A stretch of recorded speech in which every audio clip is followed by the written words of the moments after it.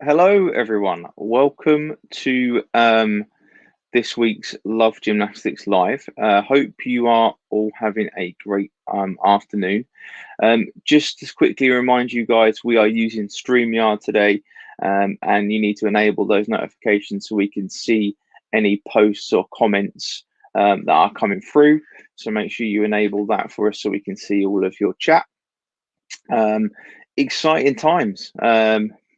From Monday, more clubs I saw were opening up their doors to more gymnasts, so that was brilliant. Great to see.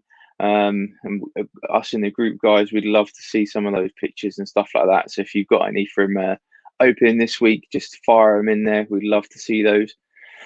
Not only that, but BG have released the next stages to return to contact coaching, mean that we can now support more than one group for that 15-minute period. So that's another, I think, positive step forward.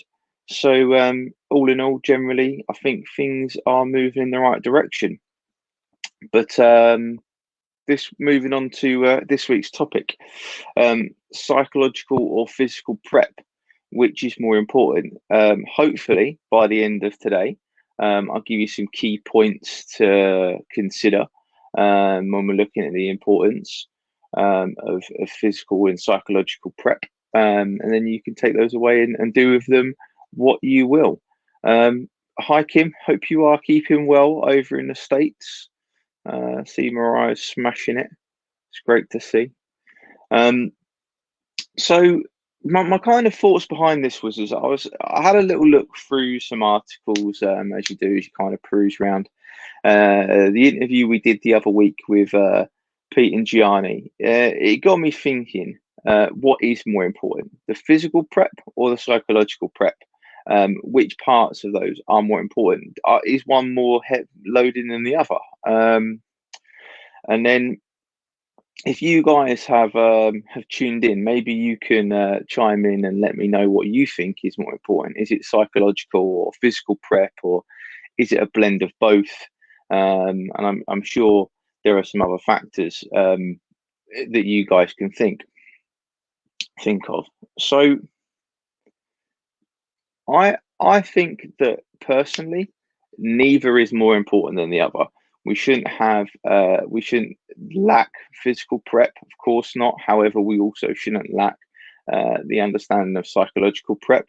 I feel like they both need to be considered in the same regard, but I just think they need to be tailored differently at different times, and I think that's important when we're looking at overall prep.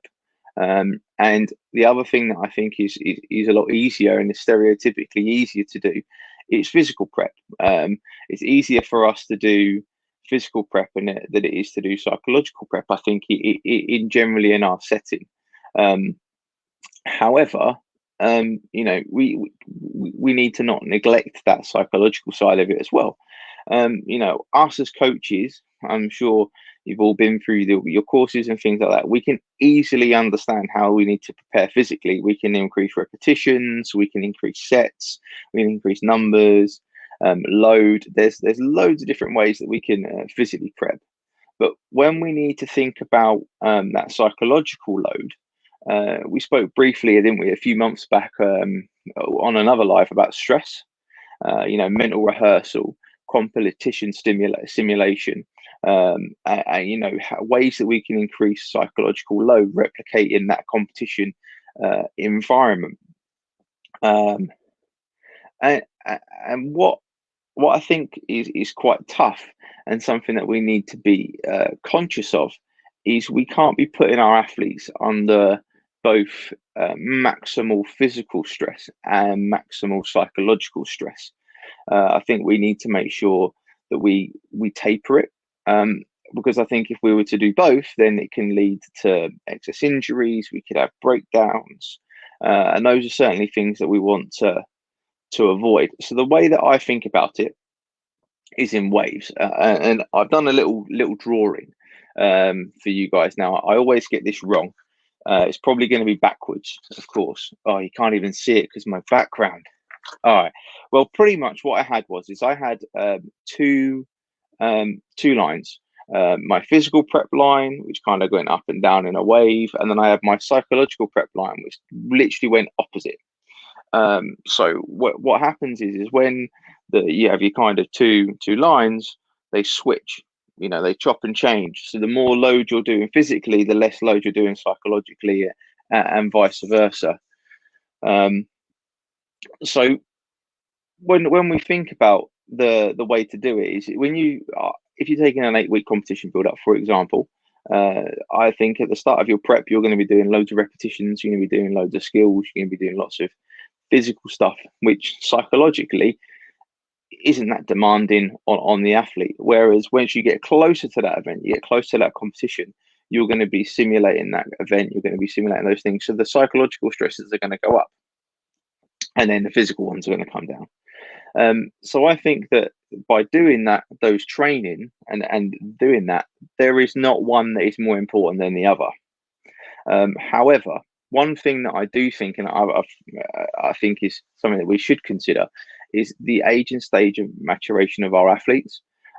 So if we think about a younger or less mature athlete, do we need to be thinking about as much psychological prep as what we might do with a more senior athlete or a more mature athlete? I think what we need to consider is not just it's the maturity of the athlete, not just their age. I think for me, it was kind of, and something that I've discussed and spoken about is, if we look at the major events that we just happened in Europe, for example, the Europeans, there were some uncharacteristic mistakes from some of the athletes, and I think we can kind of put that down to the fact of that I would imagine they're all gone through the physical prep, they've all gone through that. However, there just simply wasn't the competition. There wasn't that environment that they could have done on a national and international stage to get them ready for that event. However hard, because of COVID and because of all the other things, some of the other nations were in different position. They were able to have those national events. They were able to have them, and I think that kind of there was a difference there, and I think that was one of the challenges. But how, with all the best will in the world, you without actually doing some of these things, you can't do that. So kind of for me, drawing it into a conclusion, I think there are 4 kind of key things about physical and psychological prep. One, we don't want to have maximal load of both for a prolonged period, and if it can be avoided, brilliant. When we think about it works in waves, so maybe we think about it, so the higher, more physical stress there is, the less psychological stress, and vice versa. The higher psychological stress, the less physical stress there should be on the athlete. We need to think about the factor that the age and the level of the athlete, so young or less mature athletes, might not have as much psychological prep as older, more mature athletes. They might understand it better. They might get more from it. And we must not neglect either. I think is the key thing, is that thought needs to be given to both, and they need to be put into programs so that we can make sure that we have a really rounded approach to how best serve the athletes.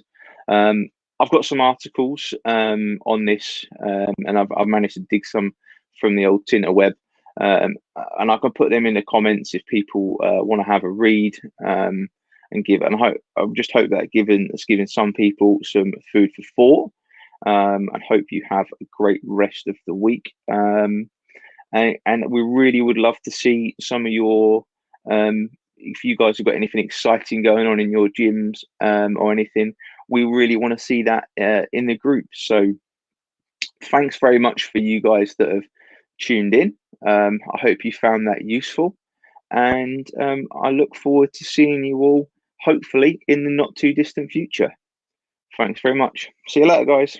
Bye-bye.